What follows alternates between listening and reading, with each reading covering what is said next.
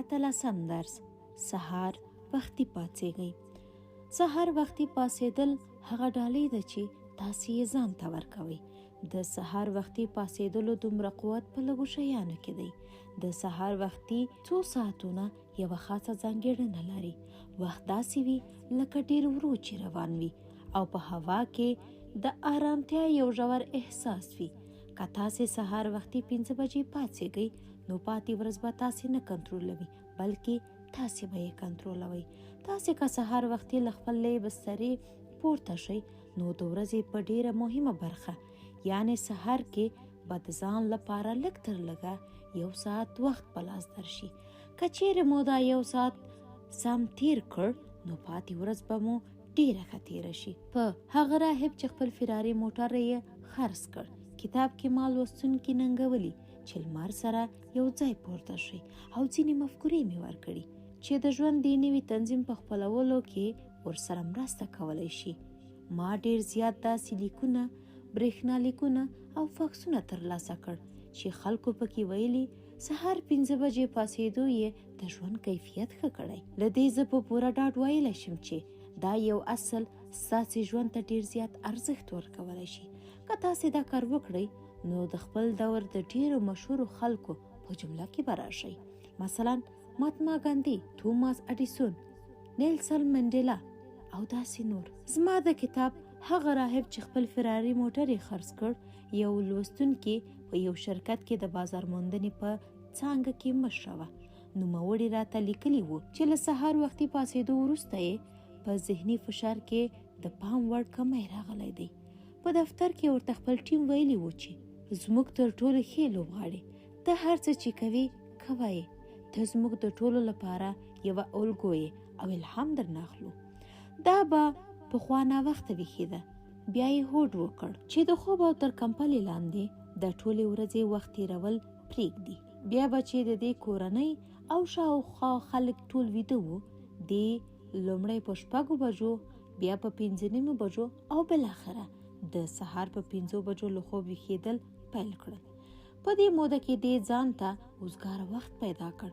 په دې اوزګاره وخت کې به نوموړي د خپلې خوښې هغه کارونه کول چې پخوا به یې ورته وخت نه پیدا کوه. په خوند د کلاسیک موسیقي اوریدل، لیکونه لیکل، کلاسیک آثار لوستل او قدم وهل هغه کارونه وو چې هغې به د خپلې اروا روښانولو او خپلې بایللې برخې سره بیرته یو ځای کېدو لپاره کول. په سهار وختي پاڅېدو هغې یو ځل بیا په خپل ځان پام پیل کړ او په دې کار هغه ښه مور، د ژوند ښه ملګرې او ښه کارمنده شوه. د سهار وختي پاڅېدو عادت خپلولو لپاره یوه دا خبره یاده ساتئ چې د خوب کیفیت تر کمیت یې ډیر مهم دی. 6 ساعته آرامه او بې مزاحمته خوب تر 10 ساعته ناارامه خوب ډیر غوره دی. د ښه او ژور خوب لپاره لاندې 4 ټکو ته پام کوئ. لومړی، د شپې چې کټ کې پرېوتئ او ویده کېږئ نو د ورځې فعالیتونه بیا مه تکراروئ. دویم، د شپې له 8 بجو وروسته څه مه خورئ. که څه مو خوړل یوازې سوپ او ښوروا وڅکئ. دریم، د شپې له ویده کېدو مخکې خبرونه مه ګورئ. څلورم، د خوب په تخت کې مطالعه مه کوئ. د دې نوي عادت خپلولو لپاره ځان ته یوازې څو اونۍ وخت ورکړئ. که تاسې مثلا 2 ورځې د سهار وختي پاڅېدو هڅه کوئ او بالاخره ستړي کېږئ، وایئ چې نور مې له لاسه نه کېږي، نشم پاڅېدی. دا داسې ده لکه څوک چې مثلا فرانسوي ژبه زده کوي او 2 ورځې کورس ته لاړ شي او بیا ستړی شي، ووایي چې زه خو 2 ورځې لاړم خو ژبه مې پکې زده نه کړه، خبرې پرې نشم کولی ځکه نور یې نه لولم. ژوند بدلول وخت نیسي او د وخت ترڅنګ خواري او حوصله غواړي، خو پایلې یې چې وګورئ نو پوه به شئ چې په دومره خوارۍ ارزي. 19 درس: ستونزې فرصتونه وګڼئ. زه په زیاتره سیمینارونو کې له ګډونوالو پوښتنه کوم چې څوک را سره دا مني چې موږ تر ټولو ښه زده کړه له ټولو سختو تجربو کوو، او په ځواب کې تقریبا ټول ګډونوال لاسونه پورته کوي.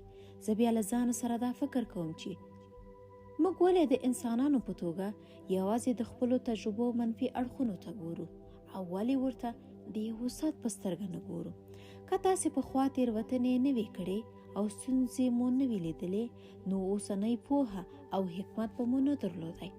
یو وخت ټول خلک په دې پوهیږي چې درد استاد دی او ناکامي د بریالیتوب لار.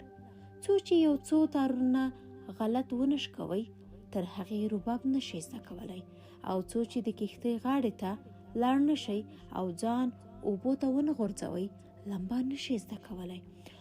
نو خپلو ستونزو ته د فرصتونو په سترګه وګورئ. په لاره کې پرتې ډبرې د خپلې لارې نښې کړئ او ځان سره دا هوډ وکړئ چې له خپلو ټپونو به زده کړه کوئ. زه چې د ژوند په لاره تر دې حده مخکې راغلی یم، د نورو خلکو په څیر ما هم خپله برخه دردونه زغملی دي، خو ما ټول عمر دا خبره یاده ساتلې ده چې زموږ شخصیت او کرکټر په وړو او آسانو تجربو نه جوړیږي، دا د ژوند په لویو او سختو تجربو جوړیږي. د ژوند په نازکو حالاتو کې موږ په دې پوهیږو چې څوک یو او همدې وخت کې په خپل زور او قوت پوهیږو. که تاسې دا وخت سختۍ او ننګونې تجربه کوئ، نو زه درته د راینر ماریا ریلیک دا جمله درښایم. دی له ما سره د ژوند په سختو حالاتو کې ډیره مرسته کړې. هغه دا ده: هر هغه څه ته حوصله ساته چې ستا په زړه کې نه حل پاتې کیږي. هڅه وکړه له پوښتنو سره داسې مینه وکړې لکه بندې کوټې او په پردۍ ژبه لیکل شوي کتابونه. ځوابونو پسې مه ګرځه، هغه درته اوس ځکه نشي درکولی، کیدای شي ته ورسره ژوند نشي کولی. دا هر څه د تجربه کولو پوښتنه ده. اوس باید ته له پوښتنو سره ژوند وکړي. یو وخت به داسې راشي چې ستا به پام هم نه وي او ځان به د دې پوښتنې د ځواب په تجربه کې وویني.